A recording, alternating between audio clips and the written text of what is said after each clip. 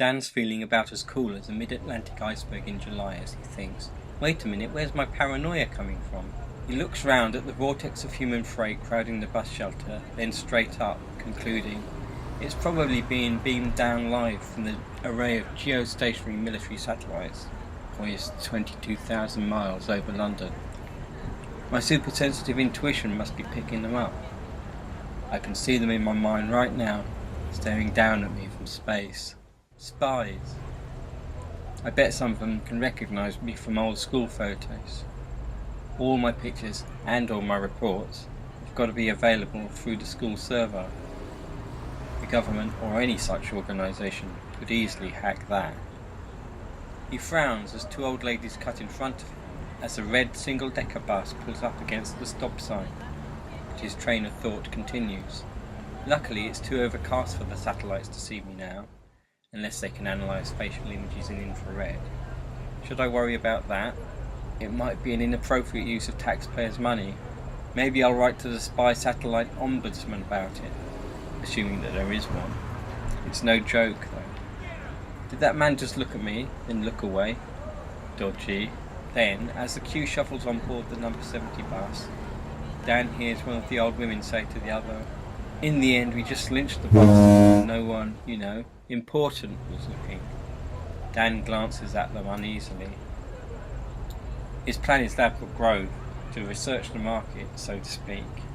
He's hoping that on what was predicted by the Department of Weather to be a hot Friday, and may still turn out to be sunny, many young legs will emerge a long way from short dresses. Portobello Market should be crowded with girls shopping, unconsciously meretricious and teasingly beautiful. But the market could be Sunday, and the weather's not looking too hopeful neither. At least it gets me out of the house. But he proceeds towards the bus door as if the world's about to end. Maybe in a dread anticipation of the effects of something dubious he just ate with a very dubious salad. Plus 6 caffeine pills on top of that to wake him up from the night before, or the fact that he's smoking. Then he's caught in a slow-mo whirlpool of grey chaos as a melee of half a dozen senior citizens, including the 2 bloodthirsty old ladies immediately blocking Dan, try collectively to be the next person on the bus. This gridlock is only gradually unknotted through the standard light exaggerated charades of smiles from those involved, those who want to play that game. Fascinating, Dan muses as he analyses the scene. The joys of public transport. It's reality. Why did I let the human race become alien to me? He smiles and thinks, I should live a little, seize the day. Suddenly, Acton High Street disappears. Dan finds himself in darkness, then staring at a bright white star. He blinks, but the light just gets steadily closer and stronger. Dan's life didn't have time to flash before his eyes. Before his head knew he had no head, and by then it was too late. He didn't even have time to think to himself, hey, how'd you lose 10 pounds of ugly fat instantly?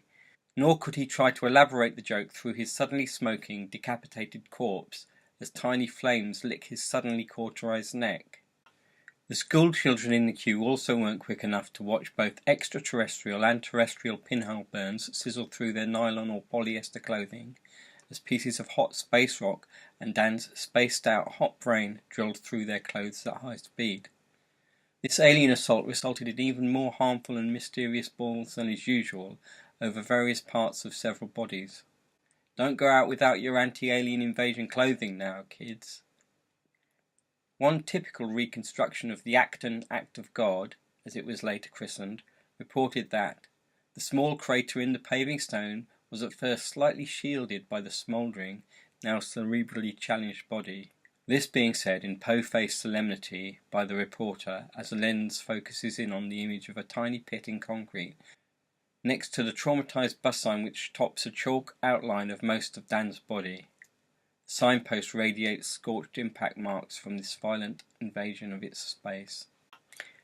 The reporter continues, New Scotland Yard forensic scientists, together with a group of meteorological astrophysicists from the University of Sussex, have been able to deduce from the position of the neck and an estimate of the size of the explosion that the tiny glowing iron pellet they recovered from the centre of a still molten pool of asphalt in the pit where the head should have been was the remains of a meteorite about the size of a pea. The coroner's report says that this natural yet extraterrestrial object hit the unsuspecting Mr. Daniel Durant, 30, of Ealing, in the forehead at about 10,000 miles per hour, as far as the experts can work out. The coroner's conclusion is that this collision was the immediate and evident form of death. Foul play is not suspected. Daniel Durant would himself later claim that he had been shot by one of the spy satellites for looking up with the wrong expression, or perhaps with the wrong thoughts. But right now he's too busy wondering what'll happen next, as he continues flying upwards towards the white light. White light? Is heaven going to be a Velvet Underground song forever, or something? He jokes, to try and overcome his nerves. Serious. What about girls in short white dresses with harps? That'll make up for missing Portobello Market, I suppose. While zooming towards the unparagoned heavenly brilliance in curious surprise and unexpected expectation, Dan is, however, not too busy being startled by his own sudden death to reflect how ironic it is that he never got what he wanted out of life, but he did get to die in just the way his vanity had always desired, swiftly, unfelt, in a ridiculously hot manner, with his face infamously plastered all over the high street for weeks afterwards.